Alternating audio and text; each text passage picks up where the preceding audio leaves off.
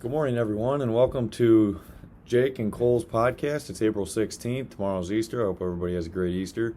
This is the 815 Sports Pod. Me and Jake have been wanting to start a podcast for a very long time. We're finally getting around to it.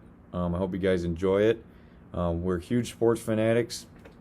We're both from the Midwest, Illinois, and huge sports fans. Jake and I both like the Cubs. I'm a Packers fan. Jake? I like the Miami Dolphins. We like Illinois basketball. I'm a huge Sooners fan. Actually, wish I would have went to college there. Like the Bulls. And we look forward to the Bulls playoff game today. So today we're going to talk about Illinois' signing class that's coming up. A little bit of a recap of last night's sporting events. And we're going to give our predictions on how we think Illinois will be this upcoming year. So, Jake, if you want to say a little bit about yourself. He pretty much said it all. We're huge sports fans. We pretty much like all of the Illinois teams besides football. In the world of sports, what happened last night, the Cubs could not get it done. They lost to the Colorado Rockies 6-5. They had a few chances to get some runs. Just didn't work out. Yeah, I saw there at the end of the game that they left, Wisdom got over to third on a pass ball. Yeah. And then who was up, Hermosillo? Yeah, I think he flew out. Yeah, could not get that big hit last night, but you know what? They're playing competitive baseball. I think that's all Cub fans would ask for.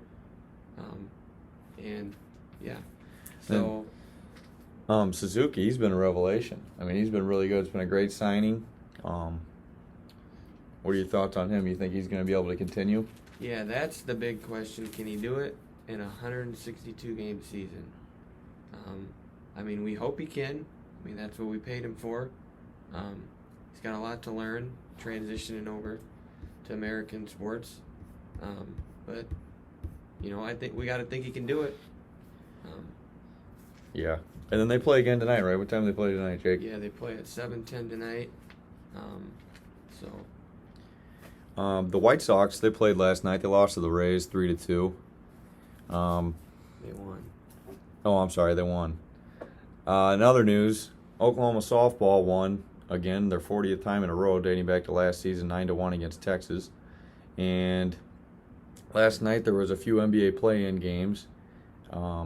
The Pelicans beat the Clippers. One was a back and forth. Pelicans were up 16.5. Then going into the fourth, they were down 10.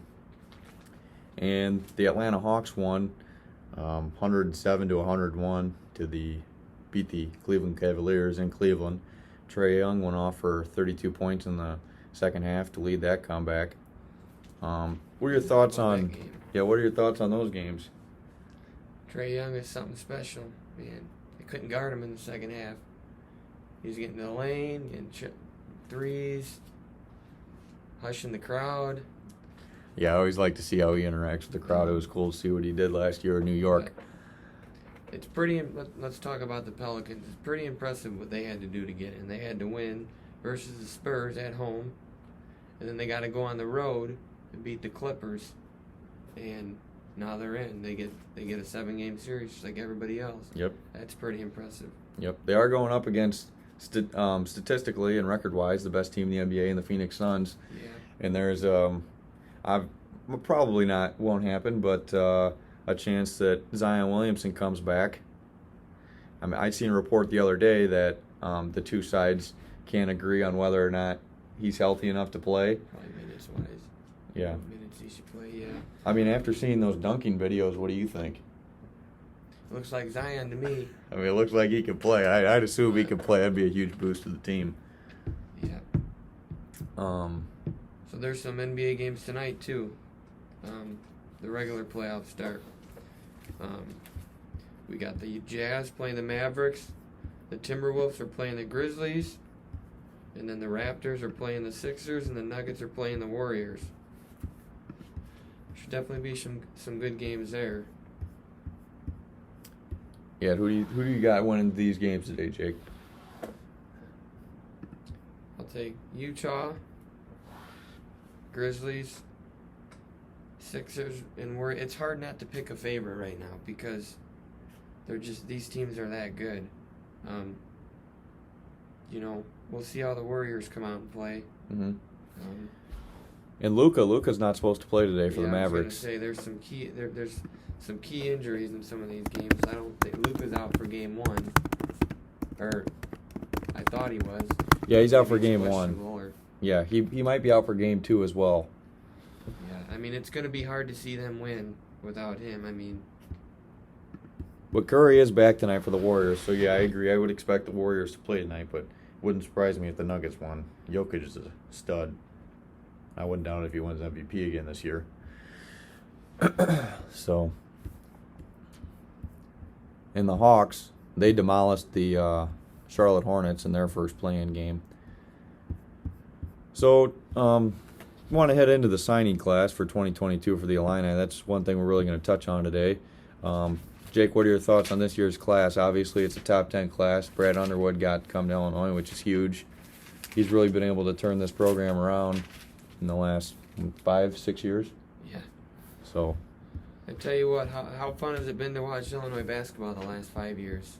You could kind of see things starting to turn around in Underwood's first 2 years when they kind of were just there.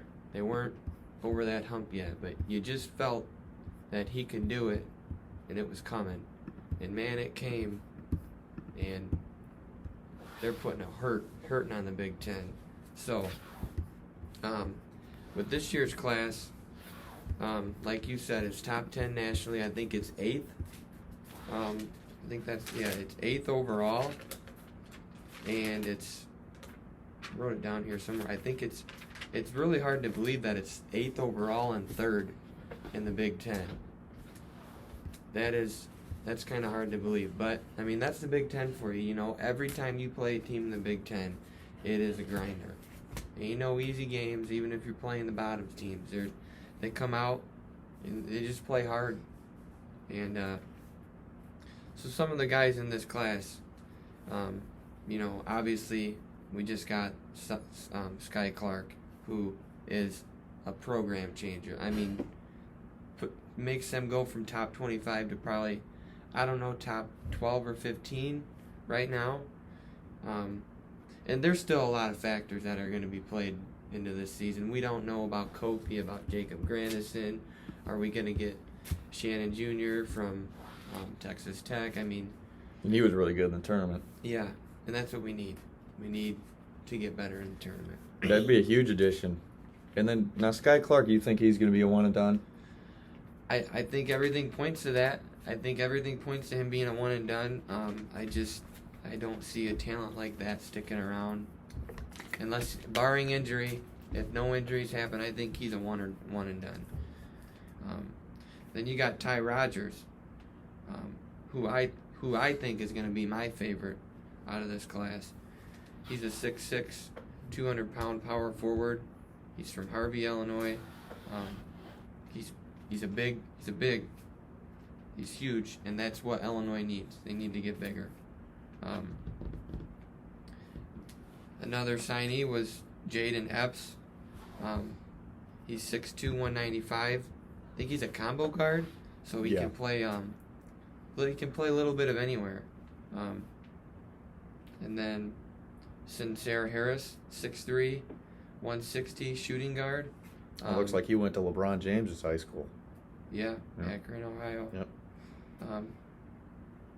And then you got Dane Danja, who had to sit out last year. He's a transfer from Baylor. He's 6'9", 260. So you can see Illinois, they're bigger. And that's what they struggled with last year. They need that to match up with those big guys on Purdue, and obviously Michigan's got those big guys. Ohio State, obviously they're losing EJ, but it's the Big Ten's never ending. There's the athletes that are coming in. They're just unbelievable. This conference is unbelievable for basketball. Hopefully though this year, the Big Ten actually gets some teams staying in the tournament longer. Yeah, we haven't had a tournament champion since. Was it Michigan? 2000, Michigan State. Yeah, was that the year they had Trey Burke? I think it was. I don't remember. Michigan State. Oh, that's last year? Yeah. Oh, 2000. okay. Yeah, a long time ago. Michigan's just been in it a few times. Michigan's been in it, and Michigan goes far when they get in normally. But yeah, Illinois hoops is just, it's back, it's relevant. It's a program that can just, it's the things you can do there is just, it's like no other. Yeah, I got here, Brad Underwood put Illinois hoops back on the map. And with the basketball talent that is in this state, there's no reason they shouldn't be a tournament team every year. Every year. Yeah, I agree, and I mean that's the expectations now after the past few years. The expectations. And recently Corbello just transferred to St. John's, and we lost the freshman Pods, who won Mr. Wisconsin in high school, and then Omar State went to Jacksonville State. Omar Payne, I'm sorry. Yeah, went to Jacksonville State. Obviously, with the possible return of Kofi, how do you think those losses will impact this year's team? So anytime you lose somebody, it's not what you want, but in a way you can look at it as there's more people coming in, so you're not losing people and not getting them back. So they don't think that maybe the playing time's not going to be there, but we just want to thank those guys for their contributions that they gave to this program, because you definitely won some games because of Andre Corbello and Omar Payne played a big role in some games this year, and even Pods had some big moments. That game versus Northwestern, he had a 3 and a layup, and it just looked like he could get over that hump, but the playing time wasn't there last year for some of them, and it is what it is. I mean, and that's how they looked at it. And with this year's recruiting class, I mean, there's a chance some of these guys might not have. They really would have had to compete to be able to play in this year's lineup. So this year's starting lineup, I think it's hard to predict it because we don't know. Like, we think it's leaning towards he's coming back, but you don't know. Mm-hmm. Jacob Grandison could come back, and if he comes back, I mean, he might start. But I think right now, if I had to pick a starting lineup, it would probably be Kofi, Coleman Hawkins, Sky Clark, Ty Rogers. Melendez? What do you got him coming off the bench? No, I mean, I think like right now, I think RJ Melendez could start. I really, really like Luke Goody. Do you think this year's team has the potential to be deeper than last year's team? Yeah, I think this year's team, Brad's going to be able to pull guys off the bench and put them in, and they can go score you 15. I think this team's going to be for sure deeper. Yeah, they're bigger. The problem last year was Illinois if Kofi didn't get the rebound, then they just were small. I mean, and that's okay. We won, but we didn't win when it mattered sometimes. And obviously this is just something that I think everybody's noticed over the past couple of years. Hopefully Illinois can work on their free throw shooting, get better at the free throw shooting, less turnovers. That's for any school really, but especially free throw shooting. You see the good teams get to the end. Normally they're the ones that can knock down free throws. They make them. So. And free throw shooting, it's tricky. Yeah, it's easy for us to say. It's different when you're in there, and the pressure's on. But we'll see. Hopefully things continue to go upwards here for Illinois. And finally, what's your outlook for this year's season, Jake? I think they're top 5 in the Big Ten for sure. With or without Kofi, they're top 5. With Kofi, I think that they could be the best team in the Big Ten. They've done it 3 years in a row. They've got the most Big Ten road wins the last 3 years. They've got the most Big Ten wins overall the last 3 years. We've got a Big Ten tournament championship. We've got a Big Ten regular season championship. It's hard to say that they're not going to be a top 5 team next year in the Big Ten. I think they might be top 3. I agree with that. And I mean, especially if Kofi comes back, You think they'll be a top 25 team all year? If Kofi comes back, Illinois is a top 10 team. Right off the bat? Oh yeah. With an eighth overall class, and you bring back Kofi and just the upside of R.J. Melendez and Luke Goody, and I mean Brad Underwood thinks Luke Goody's going to be 1,000-point scorer at Illinois. That's good. That's pretty good to hear from your coach. Yeah, that's also good to hear because he expects him to stay. You know, a lot of guys transferring, and I understand why, but that's good. Hopefully, guys stay longer. It's good it helps build the program when they're able to stay longer, get some consistency. Yeah. So. And Underwood just signed that extension, so you got him for. Just the work Brad Underwood has done at the University of Illinois should not go unlooked. Yeah.